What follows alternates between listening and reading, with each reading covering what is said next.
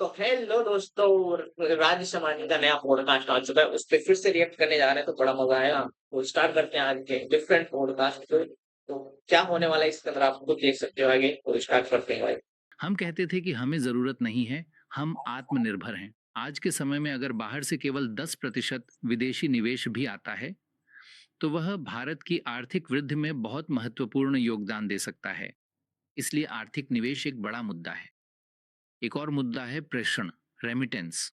वर्तमान समय में भारत पूरी दुनिया में सबसे बड़ा प्रेषण प्राप्त करने वाला देश बन चुका है, जो लगभग 125 से लेकर 130 अरब डॉलर तक है।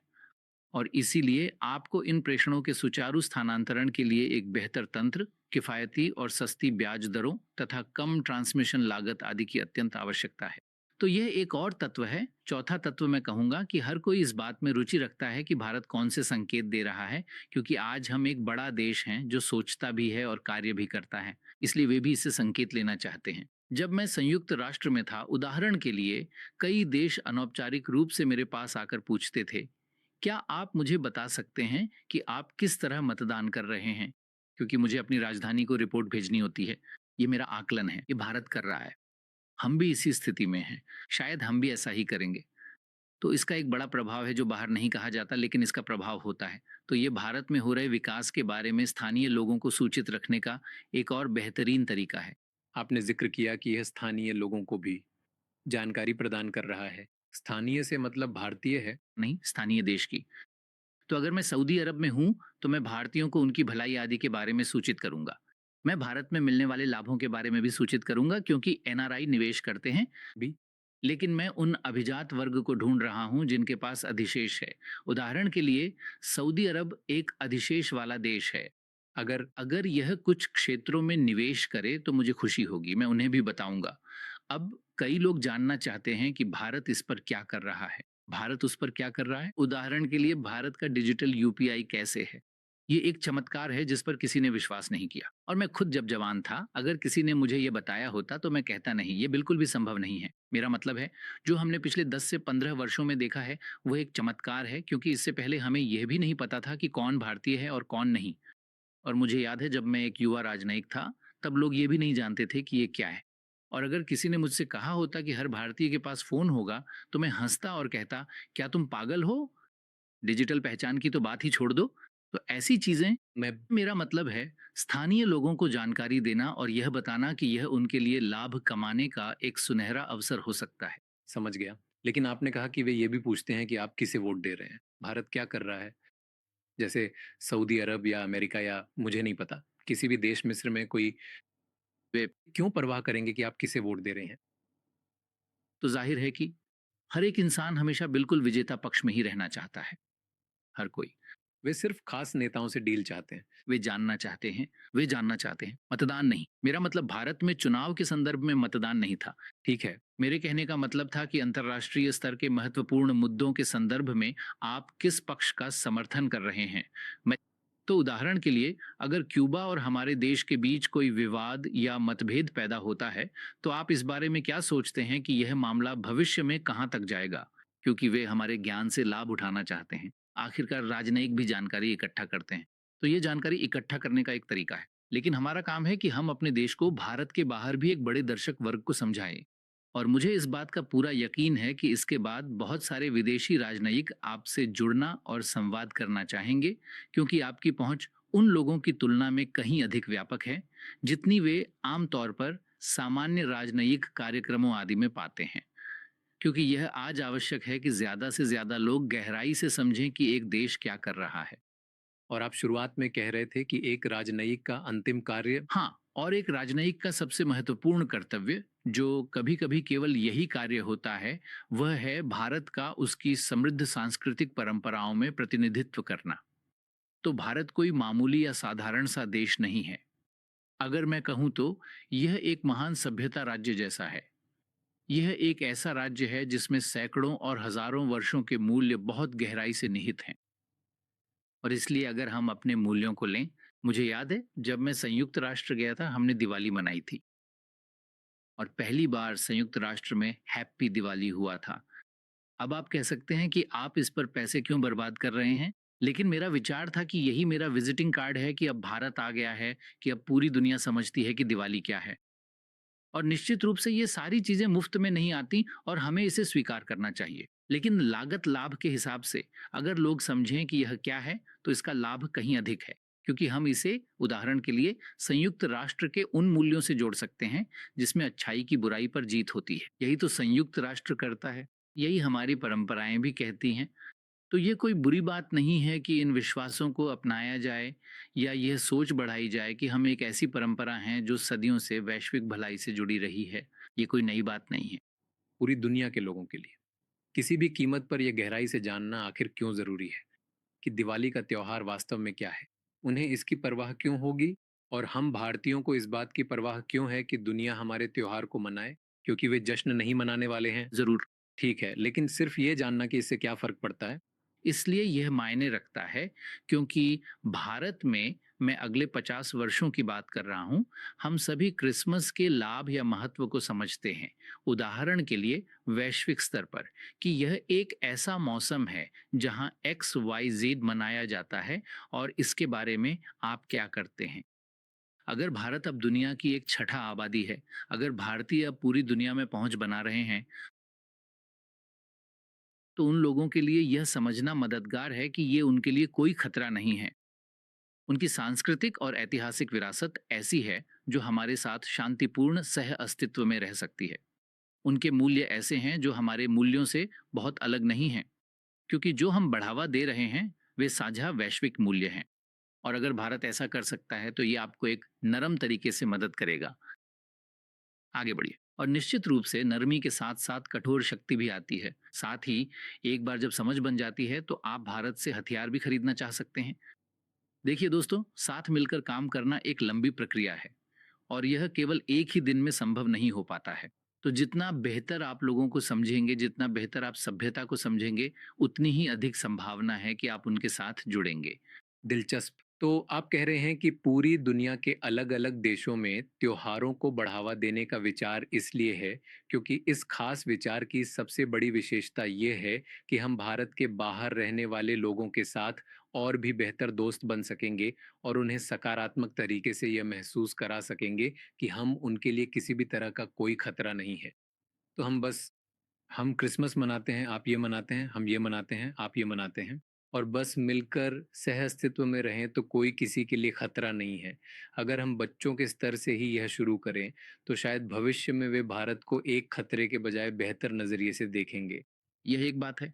दूसरी महत्वपूर्ण बात यह है कि जितना बेहतर वे इसे समझेंगे, वे इससे आकर्षित भी हो सकते हैं। जैसे कि, अरे, हमारे त्योहार तो सच में इतने रंगीन और प्रतिस्पर्धापूर्ण हैं आदि। यह एक अच्छा पर्यटन प्रचार भी है। हाँ, मुझे नहीं लगता कि यह दीर्घकालिक लक्ष्य और तात्कालिक लक्ष्य दोनों के साथ विरोधाभासी है। हाँ, ये बिल्कुल सही है। ठीक है, तो अब हमारे सामने एक बहुत बड़ा काम है कूटनीतिक संकट प्रबंधन का। जब जब संकट आता है तो आप क्या करते हैं? जैसे मान लीजिए 2 देशों के बीच कोई बड़ा संकट हो गया है। आप किसे फ़ोन करते हैं? सबसे पहली चीज़ क्या होती है? क्या आपको पहले से पता होता है कि ऐसा होने वाला है? हाँ, हमें ये समझ होती है कि ऐसा हो सकता है, लेकिन यह कभी भी वैसा नहीं होता जैसा सोचा था। मुझे याद है जब मैं एक युवा राजनयिक था, मैं कुवैत और सऊदी अरब की सीमा पर था और किसी को भी नहीं पता था कि ऐसा होने वाला है। हम बस एक वाणिज्य दूत यात्रा पर थे, भारतीयों की मदद कर रहे थे और तभी यह घटना हो गई। तो हमें सीमा पर जाने के लिए कहा गया और एक आम भारतीय के लिए आप समझेंगे कि भारतीय ध्वज सबसे बड़ा प्रतीक है। वह नहीं समझता। कुछ लोग तो यहाँ तक कि मैं उनसे उनकी भाषा में भी बात नहीं कर सकता, लेकिन जब वे भारतीय ध्वज देखते हैं तो उन्हें लगता है कि यह उनके लिए भारतीय शरण है। याद कीजिए, जब सद्दाम हुसैन ने कुवैत पर हमला किया था, तब हजारों भारतीय कुवैत से भाग कर आ रहे थे और इसलिए हमारे पास एक, अब धीरे धीरे हमारे पास एक मानक संकट प्रबंधन प्रोटोकॉल है। लेकिन उन दिनों हमारे पास ऐसा कुछ नहीं था, तो हमें सब कुछ शुरू से शुरू करना पड़ा। तो वह चीज़ क्या थी? उस समय ये चुनौती थी कि आप उन्हें कैसे लाएंगे। हम सभी ने उन्हें सऊदी अरब में सुरक्षित पहुंचाया। यह नवासी की बात है आधी, लेकिन आप उन्हें वहां से कैसे उड़ाकर लाएंगे? उस समय भारत सरकार में मुझे याद आता है कि श्री इंद्र कुमार गुजराल जी थे और वे विदेश मंत्री के पद पर थे। और फिर उन्होंने कहा कि आपको हर किसी से एक लिखित शपथ पत्र लेना होगा कि वह जब भारत वापस आएगा तो यह पैसा चुका देगा। अब हमें देखिए, आज दुनिया के हर एक हिस्से में गंभीर संकट बना हुआ है। हम अपने नागरिकों को वापस ला सकते हैं, कोई सवाल नहीं पूछा जाता।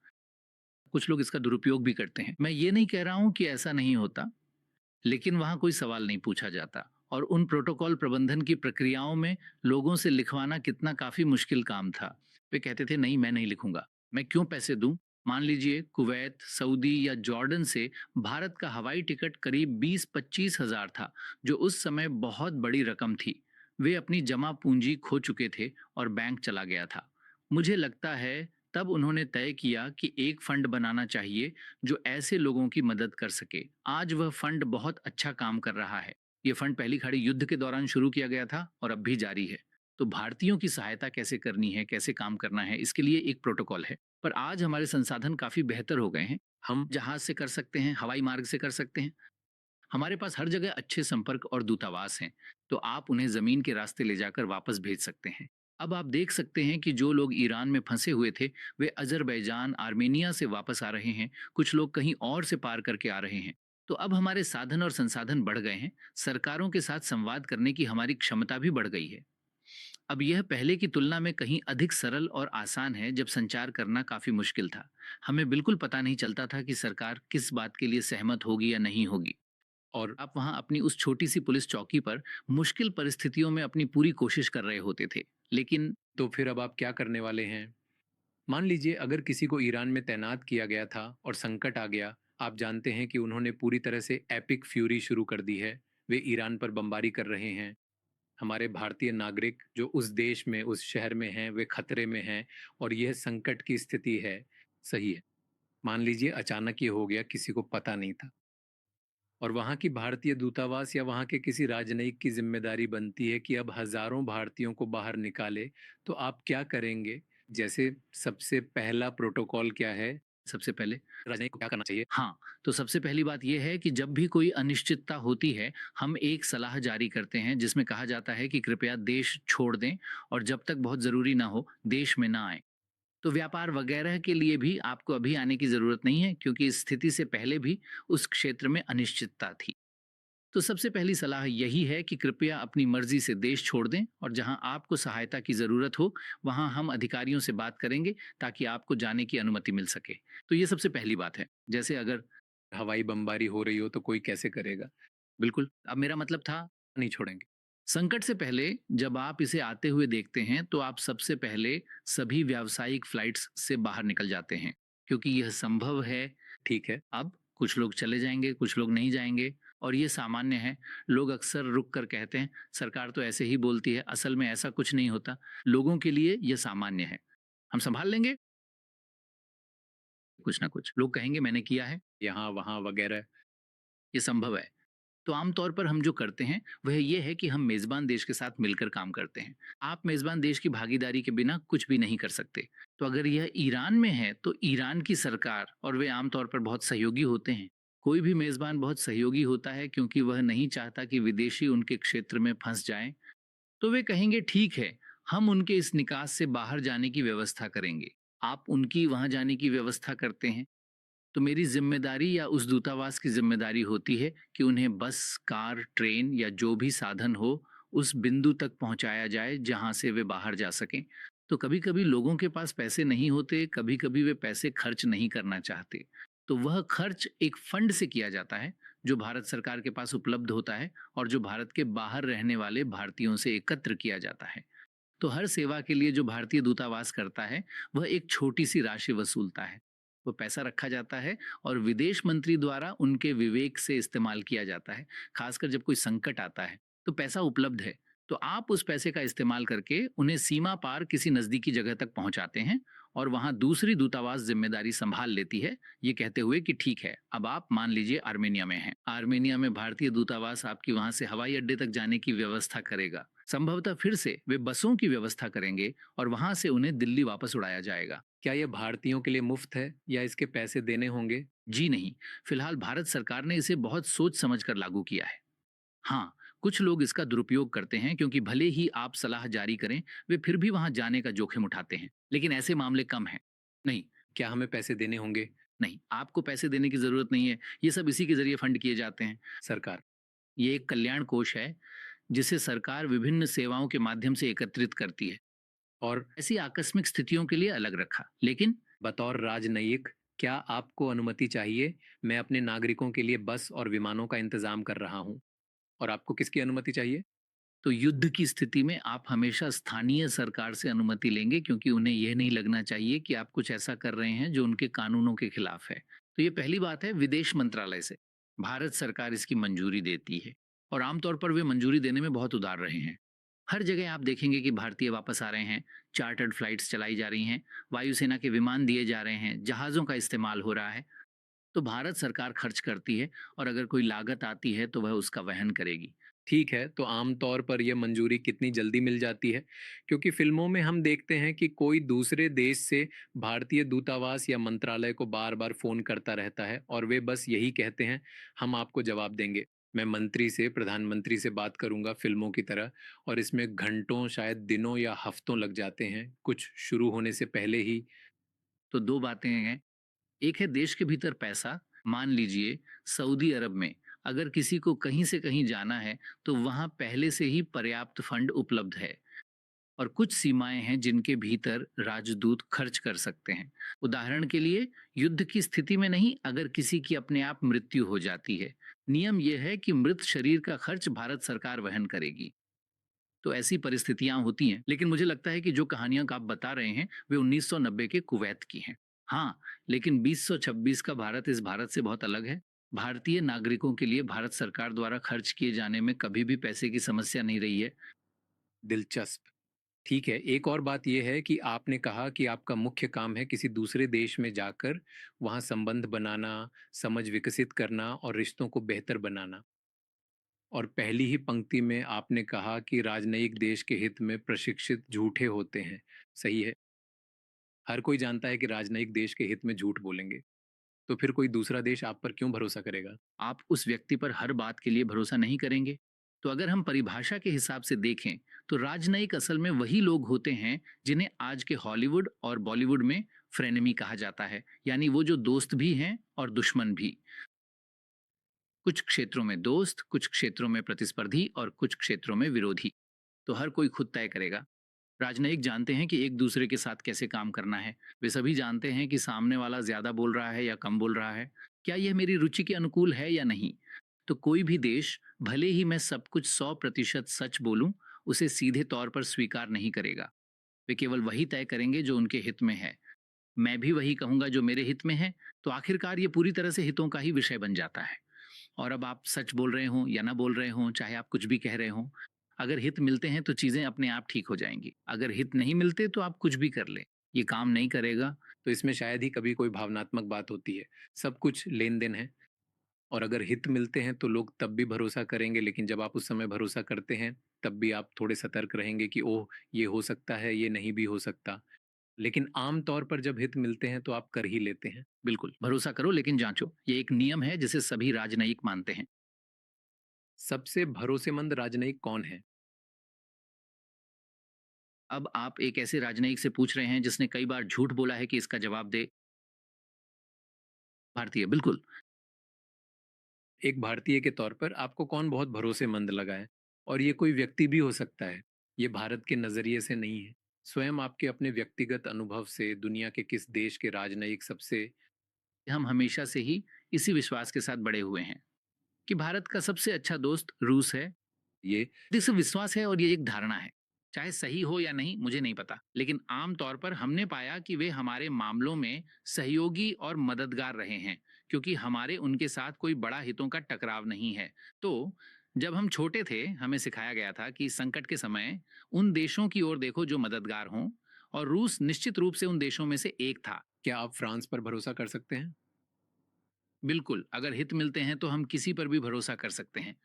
अगर हित एक हों, मैं भरोसा करने को तैयार। मेरे पास थोड़ा अलग सवाल है, क्योंकि मैंने अभी-अभी फ्रांस का ज़िक्र किया था। मैं एक पूर्व सीआईए अधिकारी से बात कर रहा था और उन्होंने कहा कि अमेरिका में कोई भी फ्रांस पर भरोसा नहीं करता। क्यों? मुझे नहीं पता, इसके पीछे एक इतिहास है। हालांकि अमेरिका की स्वतंत्रता की लड़ाई के दौरान फ्रांस वहां था, उनके सबसे अच्छे दोस्तों में से एक के रूप में। लेकिन वर्षों में कुछ लोग सोचते हैं कि कई यूरोपीय शायद फ्रांसीसी भी वे लोग हैं जो बहुत अधिक व्यावसायिक रूप से उन्मुख हैं, लेकिन वे अपने हितों को बढ़ावा दे रहे हैं। जैसे जैसे किसी देश के हित बदलते हैं, तो दुनिया के प्रति उनकी और दूसरों की सोच भी बदल जाएगी। और यह सामान्य है। और यही चीज हम अपने देश में भी देखते हैं। आज के युवा भारतीय अब सिद्धांतों में रुचि नहीं रखते। वे इस बात में रुचि रखते हैं कि क्या विदेश नीति मुझे नौकरियां दिलाएगी, क्या विदेश नीति मेरे लिए अवसर खोलेगी, क्या विदेश नीति से मुझे आसानी से वीजा मिल जाएगा। सही है। तो ये एक अधिक लेन देन आधारित दृष्टिकोण है, और कुछ लोग कह सकते हैं कि ये एक संकीर्ण दृष्टिकोण है, लेकिन मुझे लगता है कि ये एक अधिक मांग वाला दृष्टिकोण है। जो युवा लोग चाहते हैं, विदेश नीति को ये समझाना चाहिए कि आप मेरे लिए क्या कर रहे हैं। जैसे आप पूछ रहे हैं आप क्या कर रहे हैं, इसमें मेरे लिए क्या है। हाँ, सिर्फ सिद्धांत नहीं। सिद्धांत महत्वपूर्ण है, सिद्धांत महत्वपूर्ण है, लेकिन हर कोई इसे केवल सिद्धांत के नजरिए से नहीं देखता, और न ही केवल भू राजनीतिक दृष्टिकोण से। हम इसे आर्थिक हितों के नजरिए से भी देखते हैं, और मुझे नहीं लगता कि लोगों का इसे इस तरह से देखना गलत है, क्योंकि जो आपके हित में होगा आप वही करेंगे। क्योंकि अब फ्रांस हमारा अच्छा मित्र है, तो शायद इसलिए क्योंकि हित एक जैसे हो रहे हैं। और जैसा कि सभी कहते हैं, ना तो कोई स्थायी मित्र होता है, ना ही कोई स्थायी दुश्मन। आप जानते हैं क्या दिलचस्प है? आज की भू राजनीति या जैसे दुनिया है, और शायद एक राजनयिक का काम भी। हम एक ऐसी बदलती हुई दुनिया में रह रहे हैं जहां अब सभी लोगों ने यह समझ लिया है कि यह अब एक बड़ा भू राजनीतिक टकराव है। अब न तो दुश्मनी रही, न ही सहयोग या साझेदारी।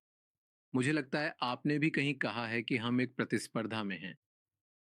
तो अब यह दुनिया सहयोग के बजाय प्रतिस्पर्धा के मोड़ में है। तो यह दिलचस्प है। अब इससे पहले कि हम दुनिया पर कब्जा करें, मैं सहयोग, साझेदारी और प्रतिस्पर्धा के बारे में विस्तार से बात करना चाहता हूँ। हमारे उस खराब पड़ोस में जहां आपने भी काफ़ी समय के लिए पाकिस्तान में अपनी महत्वपूर्ण सेवाएं दी हैं। पाकिस्तान में सेवा करना और बाकी दुनिया में सेवा करना आखिर किस तरह से अलग है? यूपीएससी की तैयारी करने के लिए बहुत जरूरी है कि आपको अपना एक होना कैसा होता है? सही है। मैंने पाकिस्तान में बहुत ही उथल पुथल भरे समय में सेवा की थी। वहां कारगिल हुआ था। हमारे पास प्रधानमंत्री वाजपेयी की लाहौर यात्रा भी थी। तो मैं देख सकता था कि एक तरफ जब बहुत दोस्ताना माहौल था, और बहुत ही कम समय में कितना फर्क आ गया। तो पाकिस्तान में काम करने के नज़रिए से किसी भी अन्य जगह की तुलना में एक भारतीय राजनयिक के लिए पाकिस्तान में काम करना बहुत अलग है। असल में मैंने पाकिस्तान में काम किया जब मैंने सबसे पहले संयुक्त राष्ट्र में सेवा की थी। तो हमारे पास एक विदेश सेवा में एक प्रणाली है बराबरी करने की। आप एक बहुत आरामदायक जगह पर काम करते हैं, फिर आप एक कठिन जगह पर जाते हैं, और इस तरह न्यूयॉर्क में रहने के अपने पापों की सजा मैं पाकिस्तान जाकर भुगत रहा था।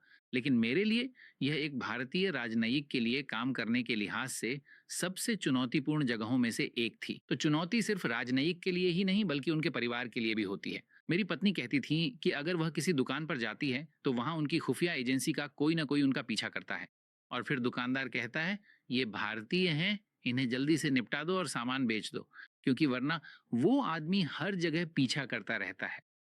तो आप देख सकते हैं कि परिवारों पर किस तरह का मानसिक दबाव होता है। जब आप भारत के बाहर होते हैं तो आपका सहारा सिर्फ आपका परिवार और आपकी एम्बेसी होती है, क्योंकि वहां लोग बहुत कम होते हैं। अब अगर वे तनाव में आ जाएं या बच्चे तनाव में आ जाएं तो स्वाभाविक है कि आप भी सामान्य से ज्यादा तनाव में आ जाएंगे। तो ये पहली बात है। लेकिन इससे भी ज्यादा मुश्किल है, क्या उन्हें खतरा है? माफ कीजिए, उन्हें सीधा खतरा नहीं होता, लेकिन वे लगातार शत्रुतापूर्ण और दखल देने वाली निगरानी का सामना करते हैं। जोखिम तो होगा ही। उस देश पर भरोसा नहीं कर सकते। बिल्कुल। जब प्रधानमंत्री की बातों पर ही भरोसा नहीं हो सकता, तो किसी स्थानीय नेता पर कैसे भरोसा किया जाए?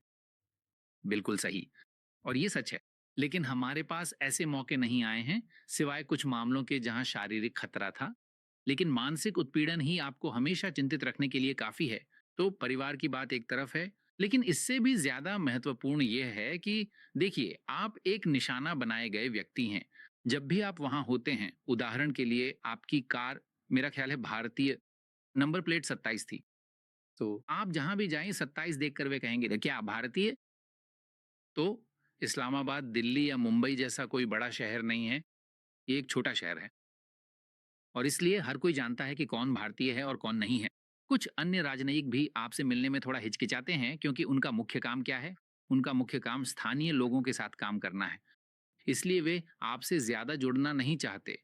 वे दिखाना चाहते हैं कि वे स्थानीय लोगों से जुड़ रहे हैं, और लोगों में डर भी है तो आपके मन में भी डर रहता है। और पाकिस्तान के लोग आम तौर पर अपनी सरकार की तुलना में कहीं अधिक खुले और मिलनसार होते हैं। लेकिन इसके बावजूद लोगों को दूर रखा जाता है।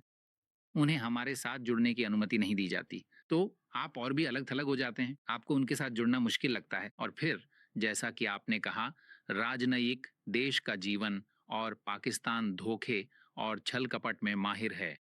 तो हम उनके ये कहने के आदी हो जाते हैं कि नहीं चिंता मत करो, हम ये करेंगे, ये नहीं, हमें ये नहीं पता था, वगैरह-वगैरह। लेकिन असलियत में हमें पता है कि वे कहाँ से आ रहे हैं, लेकिन हमें कोई उम्मीद नहीं होती, क्योंकि यही उनके राज्य का स्वभाव है। उनका राज्य सोचता है या उसकी विचारधारा ही ऐसी है कि अगर भारत सफल होता है, तो वे असफल हो जाते हैं। यह उनकी सीधी-सादी विचारधारा है। और इसलिए वे हमें कमजोर करने के लिए हर संभव कोशिश करेंगे, और हमारा लक्ष्य है कि हम अपने देश को सफल बनाएं। पाकिस्तान, सच कहूं तो मेरे लिए एक ऐसी चीज है जो अब हमारे रियर व्यू मिरर में है। ये और भी पीछे जा रहा है, और हमें आगे देखना चाहिए।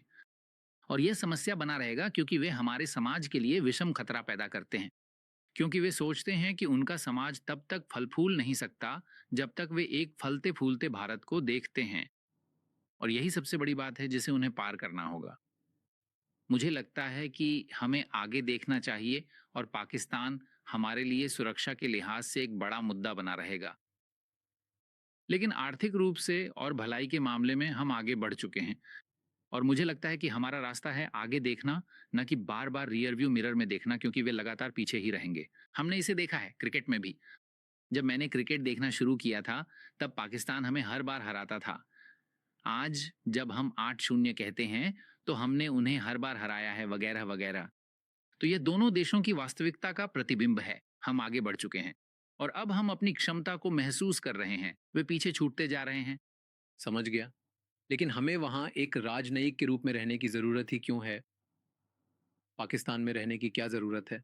क्योंकि, और मैं ये कह रहा हूँ, आप उस देश पर भरोसा नहीं कर सकते। जब आप वहाँ जाते हैं तो आपको कोई भी अनुकूल बातचीत या व्यवहार नहीं मिलता।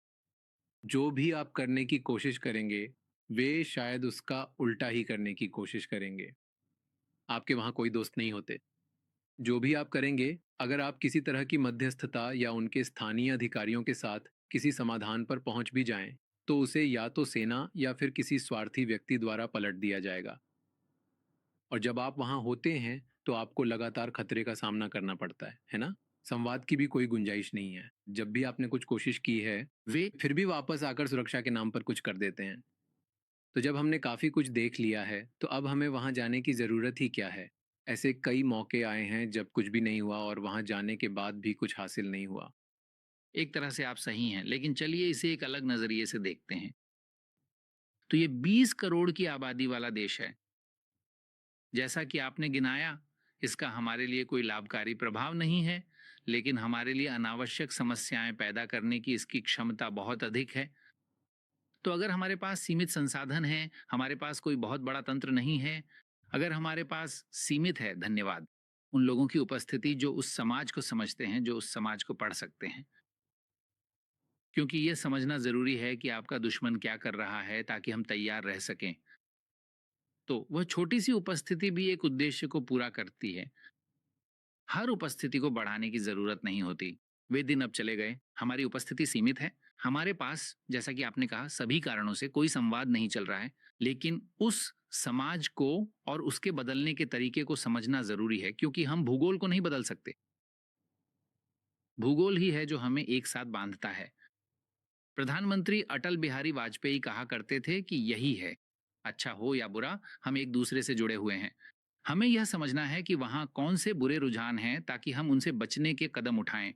हम हमेशा सही नहीं हो सकते, हमसे गलती हो सकती है, लेकिन यह छोटा सा निवेश भी मायने रखता है। जहाँ से हमने शुरुआत की थी, वहीं वापस आ गए हैं। कुछ जगहों पर मेरे लिए सिर्फ अवलोकन ही कर पाना संभव था। मैं फिर से पाकिस्तान की बात कर रहा हूँ। वहाँ का रिश्ता इतना बुनियादी है कि केवल अवलोकन करना और यहाँ रिपोर्ट करना ही होता है। कभी कभी हम सही भी होते हैं, कभी कभी हम सही नहीं भी होते।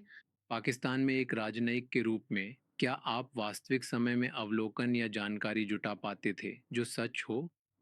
क्योंकि मैं मानता हूं कि उनकी आधी ताकतें आप पर ही लगी रहती होंगी। कैसे आपको गलत और भ्रामक जानकारी दी जाए ताकि आप कभी सही जानकारी न पा सकें। तो आपके पास जो भी जानकारी आती वह किसी न किसी तरह से छेड़छाड़ की हुई होती। बिल्कुल। लेकिन मैं बंद जानकारी की बात नहीं कर रहा हूं। ऐसी ओपन सोर्स जानकारी उपलब्ध है। अगर आप उर्दू समझ सकते हैं, आप उनके अखबार पढ़ सकते हैं, जिससे आप समझ सकते हैं कि कौन से रुझान बढ़ रहे हैं। दिलचस्प। सीज फायर कैसे हुआ? मतलब इसका प्रक्रिया क्या है? तो क्या ऐसा था कि अमेरिका ने हम पर दबाव डाला और उन्होंने मध्यस्थता की? समस्या क्या है? मतलब ये कैसे हुआ? तो चलिए स्पष्ट करते हैं। भारत पाकिस्तान संबंधों में केवल दो ही पक्ष होते हैं। यहाँ किसी और के लिए कोई जगह नहीं है। हमारे लिए यह एक सैद्धांतिक सिद्धांत है कि इसमें किसी और के लिए कोई जगह नहीं है। अब ये कहा गया है कि कई देश थे जो कह रहे थे, देखिए आप सब हमारे दोस्त हैं, कृपया ऐसा मत कीजिए। तो सऊदी अरब इसमें शामिल था, यूएई शामिल था, कतर भी शामिल था, क्योंकि वे अपनी समाज में भी बड़ी संख्या में भारतीयों और पाकिस्तानियों को देखते हैं। और अमेरिका भी इसमें शामिल था। तो ऐसी चीज़ों में बहुत सारे संदेश एक दूसरे को दिए जाते हैं कि ठीक है, वे कह रहे हैं और वे कहते हैं ठीक है, आप हमें बताइए। तो हमारी समझ हमेशा यही रही है कि हाँ, हम सभी से संवाद करते रहे हैं और वही बात कहते रहे हैं कि अगर पाकिस्तान रुकता है तो हम युद्ध विराम के लिए तैयार हैं। हाँ, शायद वह संदेश अलग अलग तरीकों से पहुंचाया गया था और पाकिस्तानियों ने, जैसा आपने कहा, वे इसकी पुष्टि करना और भरोसा करना चाहते थे। तो उन्होंने हमसे संपर्क किया और फिर हमने जवाब दिया। तो अंतिम निर्णय और शुरुआती पहल हमारी ही थी, चाहे वह अलग अलग चैनलों के माध्यम से हुआ हो और उसमें कई लोग शामिल रहे हों शायद। लेकिन इससे वे मध्यस्थ नहीं बन जाते, इससे वे सुगमकर्ता नहीं बनते। इससे बस इतना होता है कि आज के समय में लोग अलग अलग तरीकों से संवाद कर सकते हैं। शायद उन्होंने संवाद किया हो, मुझे नहीं पता। सो ये चिंबड़िए, तो पाकिस्तानी प्रमुख या फिर सेना के किसी बड़े व्यक्ति ने हमें फ़ोन किया था। इसकी पुष्टि करने के लिए कि मैंने यह सुना है, क्या यह आपके लिए ठीक है? और हमने कहा हाँ, अगर आप कहें तो हम तैयार हैं और इस पर सहमत हैं। ठीक है। तो अंतिम समझौता हमारे बीच ही हुआ था। एक बात यह भी थी कि इसमें केवल और केवल वे और हम थे, कोई तीसरा मौजूद नहीं था। हाँ, हर कोई कहेगा लड़ो मत, हमें शांति चाहिए। हमें चाहिए कि आप दोनों आपस में सुलझा लें और यह किसी भी देश के लिए असामान्य नहीं है कि वह ऐसा कहे। हम भी अन्य संघर्षों में ऐसा ही कहते हैं। तो फिर पोटर श्रेय क्यों मांग रहे हैं? तो जैसा कि आप जानते ही हैं, मेरी वैश्विक मुद्दों की पूरी समझ, अंतर्राष्ट्रीय संबंधों की मेरी गहरी समझ से ही जुड़ी हुई है। लेकिन पोटस को समझने के लिए आपको एक मनोविश्लेषक की जरूरत है। मेरा मतलब है, आपको समझना होगा कि उनके दिमाग में क्या चलता है। मैं ये कहूंगा कि मैं उसमें सक्षम नहीं हूं। मैंने वो कलाएं नहीं सीखी हैं। मैंने वे कलाएं सीखी हैं जो अधिक पारंपरिक हैं। लेकिन वह काम उन्होंने नहीं किया था। जी हाँ, बिल्कुल ठीक है। कुछ समय पहले आपने पाकिस्तान के संबंध में एक अत्यंत प्रभावशाली और कड़ा कदम उठाया था। जब पाकिस्तानी राजदूत आपसे मुलाकात के लिए आए थे, तब उन्होंने किसी भी बात का कोई जवाब नहीं दिया। चीनी राजदूत आए, उन्होंने भी किसी का जवाब नहीं दिया। मेरा मतलब है, उन्होंने प्रेस से कोई सवाल नहीं लिया। आप वहां गए और आपने कहा, मैं वास्तव में सवाल लूंगा। आपने 5 सवाल लिए थे, सही है? और आपने ये सुनिश्चित किया कि आपने एक बयान जारी किया कि मैं 5 गुना बेहतर कर रहा हूं, या जैसे मैं भारत के रूप में मुझसे 5 गुना अधिक सवाल पूछने की अनुमति दे रहा हूं। और आपने सभी को आपसे सवाल पूछने की अनुमति दी। उनमें से कुछ पाकिस्तानी पत्रकार थे। आप पाकिस्तानी पत्रकारों के पास गए, उनसे हाथ मिलाया और कहा कि युद्ध बंद करो, आतंकवाद बंद करो और फिर संवाद शुरू कीजिए। क्या यह सही है? क्योंकि वे कह रहे थे कि आप भारत और पाकिस्तान के बारे में कब बात करना शुरू करेंगे और संवाद कब शुरू होगा। ये सबसे ज़बरदस्त कदमों में से एक था। मुझे यकीन है कि हज़ारों लोगों ने आपको यह बताया होगा। लेकिन क्या आप सच में मानते हैं कि पाकिस्तान के साथ हर संवाद को रोक देना, उन्हें पूरी तरह से नज़रअंदाज करना ही आगे बढ़ने का रास्ता है, जब तक वे आतंकवाद नहीं रोकते? से कई अलग अलग तरीकों से संवाद करते हैं। हम हमारे संबंधों को सुधारने के लिए हम तब तक कोई आधिकारिक चैनल नहीं रख सकते जब तक वे आतंकवाद नहीं रोकते, क्योंकि यह लोकतंत्र में बिल्कुल भी स्वीकार्य नहीं है। हमने यह कई बार आजमाया है। पिछली सरकारें कहती थीं कि संवाद बिना रुके होना चाहिए और हमें एहसास हुआ कि यह काम नहीं कर रहा है। तो भारत पाकिस्तान के लिए सबसे अच्छा तरीका है कि एक बैक चैनल सुनिश्चित किया जाए, और बैक चैनल के अपने फायदे हैं, इसे नकारा जा सकता है, इस पर सवाल उठाए जा सकते हैं। ये हो सकता है यह असलियत में अस्तित्व में नहीं है मीडिया की नज़र में। तो शायद यही सबसे अच्छा तरीका है। लेकिन कोई औपचारिक बातचीत तब तक नहीं जब तक बैक चैनल काम न करे। मैंने बताया था कि सार्क में पहली बार बैक चैनल काम करता दिखा। नवाज शरीफ आए, हालांकि विदेश मंत्रालय ने उनके आने से मना किया था। तो ऐसे लोग हैं जो बैक चैनल से इसे सुलझा सकते हैं, और यह मुश्किल हालात में आम तौर पर अपनाया जाने वाला तरीका है। तो आप बैक चैनल रख सकते हैं। कहा जाता है कि सीज फायर और उसका एक हिस्सा भी बैक चैनल के जरिए ही हुआ था। लेकिन बैक चैनल का मतलब अनिवार्य रूप से होगा कि कोई भारतीय व्यक्ति और कोई पाकिस्तानी व्यक्ति शामिल हो, और यह लाहौर के दौरान भी हुआ था। मुझे याद है कि करगिल के दौरान भी अलग अलग लोग बैक चैनल के जरिए मदद कर रहे थे, जानकारी पहुंचा रहे थे, नवाज शरीफ को बता रहे थे कि तुम्हारी फौज इसमें शामिल है। तो बैक चैनल एक महत्वपूर्ण चीज़ है, और शायद यही सबसे अच्छा तरीका है। फ्रंट चैनल का कोई मतलब नहीं है। हमने इसे आजमा लिया है, ये काम नहीं करेगा क्योंकि दोनों को वापस जाकर सफाई देनी पड़ेगी, और जब तक आपके पास कोई समानता नहीं होती तब तक समझाने के लिए कुछ भी नहीं होता। लेकिन अब 24 से 25 साल से भी ज़्यादा हो गए हैं कि हम उनकी तरफ से आतंक का सामना कर रहे हैं, और आतंक अभी तक रुका नहीं है। तो हमारी दीर्घकालिक रणनीति, चाहे वह बैक चैनलिंग हो या फ्रंट फुट पर रहना, सब कुछ विफल हो गया है। किस बिंदु पर क्या हमारी कोई रणनीति काम करती है? क्योंकि वे दिन ब दिन लापरवाह होते जा रहे हैं। तो एक ऐसा राज्य जो लापरवाह हो रहा है, अगर वह हमसे दूर है तो हम उसे नज़रअंदाज कर सकते हैं।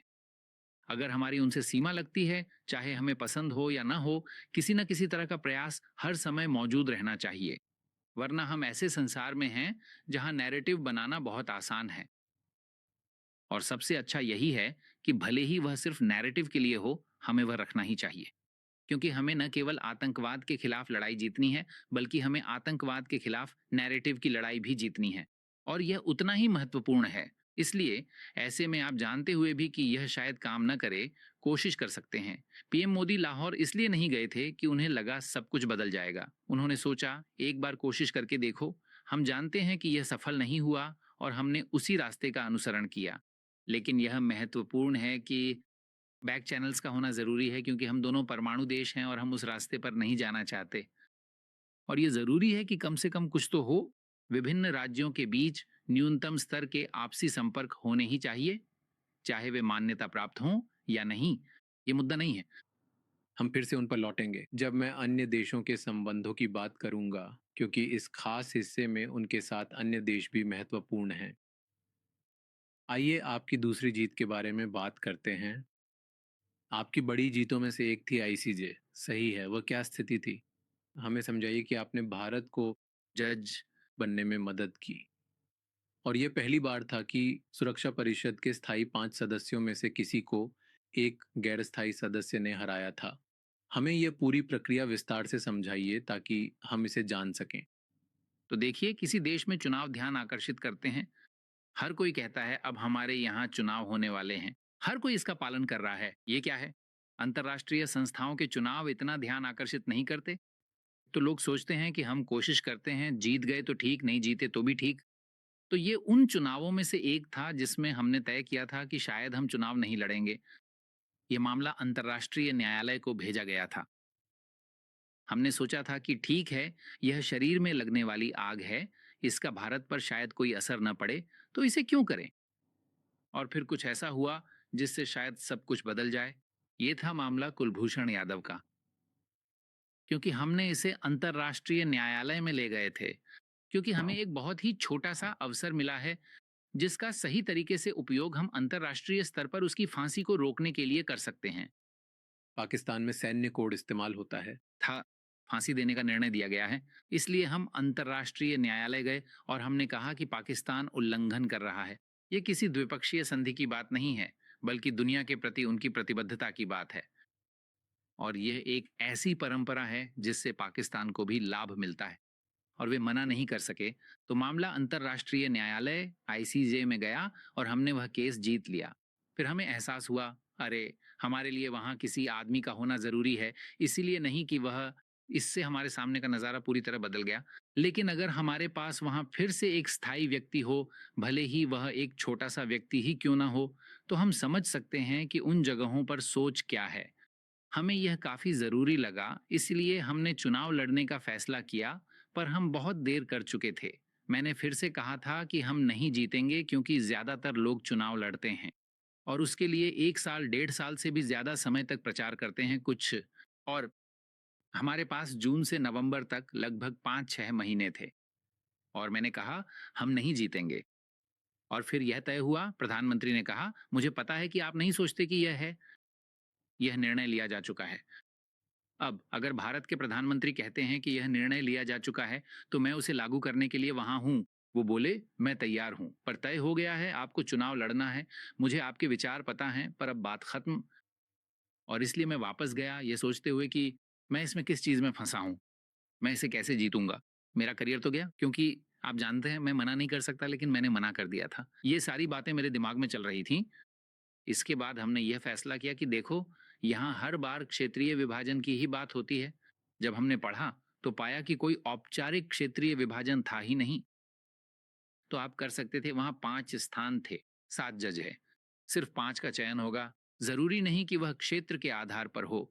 अब तक की परंपरा थी कि हर क्षेत्र को एक मिले और हम अपने क्षेत्र वाले को जानते थे। वे काफी समय से प्रचार कर रहे थे और सीधा मुकाबला मुश्किल था।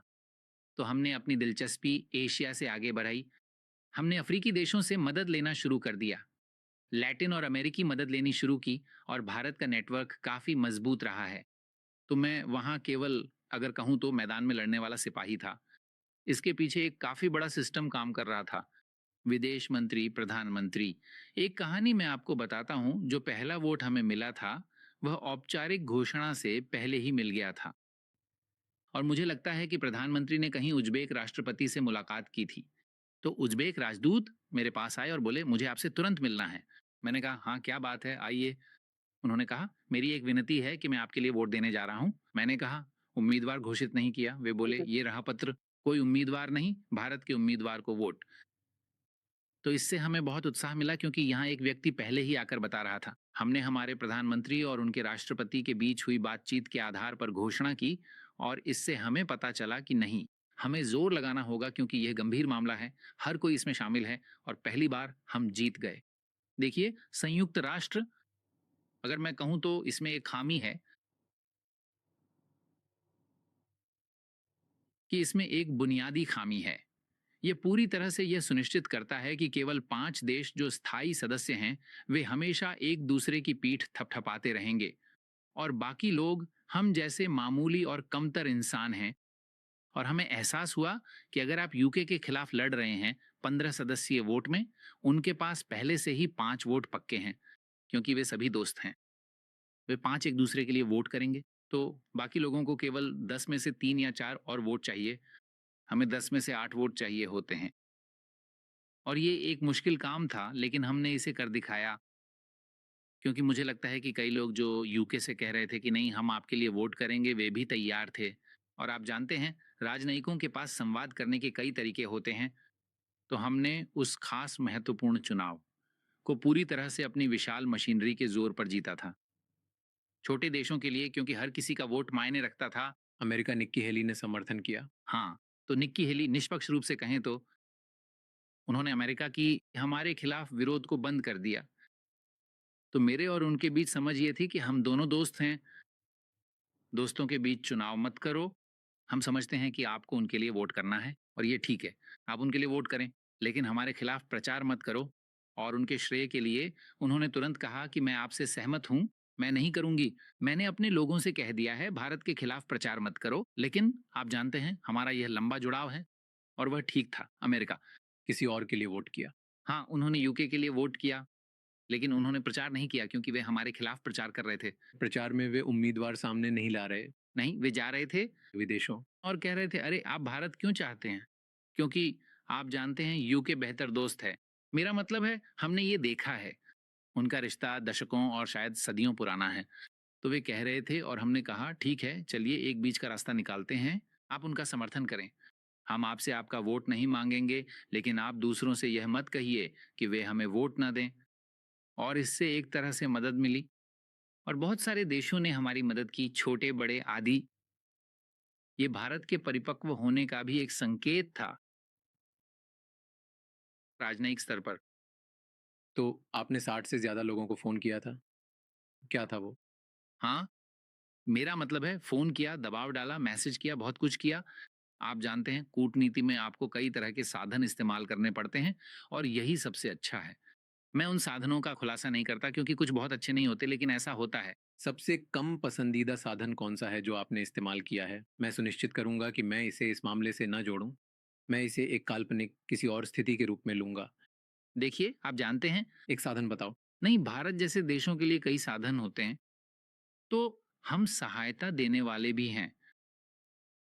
हम कहते हैं ठीक है, मैं इसमें तुम्हारे लिए वोट करूँगा, तुम उसमें मेरे लिए वोट करो। इनमें से कई थे, तुम मेरी मदद करो, मैं तुम्हारी मदद करूँगा। कूटनीति में ये सामान्य है, लेन-देन। सामान्य कूटनीति हमेशा लेन-देन होती है। ऐसी कोई बात नहीं है कि मैं सब कुछ ले लूँ और हम ऐसा कर सकते हैं। माफ़ कीजिए, तो फिर वे समस्याओं में पड़ जाते हैं। कोई देश कूटनीति के माध्यम से, फिर एक और तरीका है। आप इसे युद्ध कहें, आप इसे बल कहें आदि। कूटनीति में आप केवल अधिक लेकर ही जीतते हैं। आप इस तरह नहीं जीतते कि विजेता सब कुछ ले जाए। आप अधिक लेते हैं, कोई और कम लेता है और यही लेन-देन है और यही कूटनीति का हिस्सा है।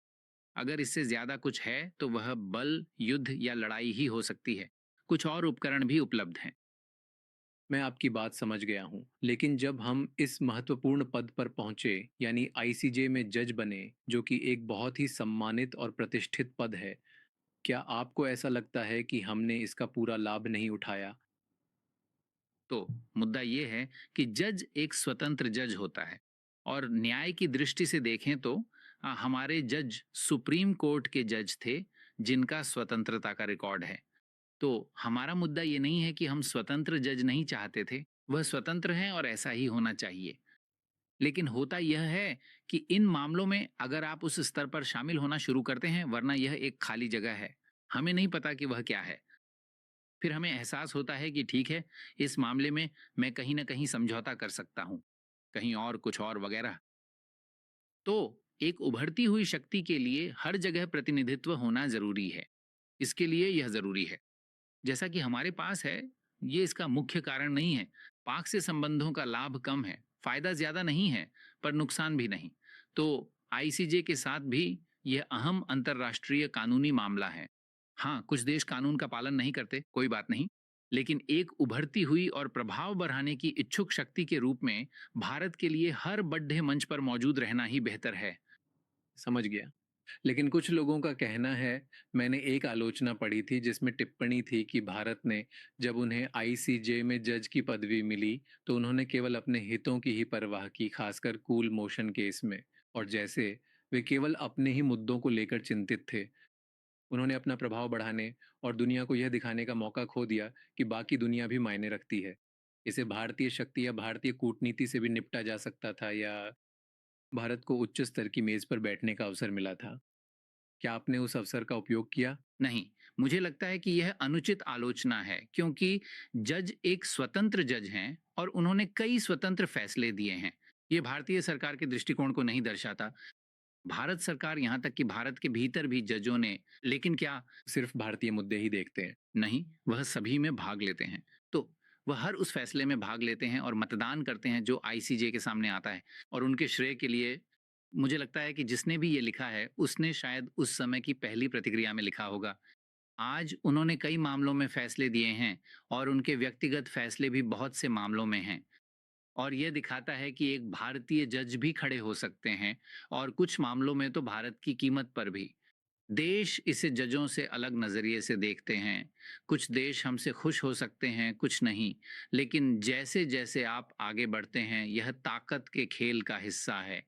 आपका हर जगह ही होना ज़रूरी है। आपको कुछ जगहों पर लाभ मिल सकता है और कुछ में नहीं। हाँ, आपने व्यक्तिगत रूप से संयुक्त राष्ट्र के सामने 10 साल तक अभियान का नेतृत्व भी किया, ताकि यह सुनिश्चित किया जा सके कि मसूद अजहर को वैश्विक आतंकवादी घोषित किया जाए और उस पर ठप्पा भी लगे, है ना?